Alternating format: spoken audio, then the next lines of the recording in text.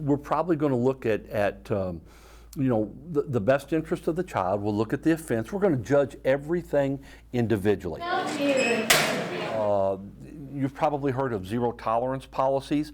We don't have zero tolerance policies in our school district, and you can no longer have those according to Senate Bill 100. So you have to, as an administrator, look at each and every situation as they come up. Superintendent Jim Littleford says with the new law, school officials are now required to switch their punishments in order to keep more students in school. We're probably going to look a little more closely at our in-school suspension rooms and so forth.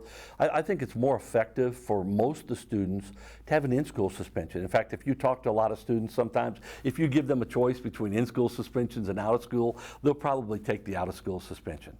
Littleford says students don't like the in-school suspension because they still have to follow certain rules and guidelines and don't get to stay at home. Because when they come to an in-school suspension, they still have to do the work, they have to be at school, they still have rules that they have to follow and so forth. Littleford says although it's important for students to stay in school, sometimes an out-of-school suspension is a good thing. The typical suspension for students is 1 to 3 days.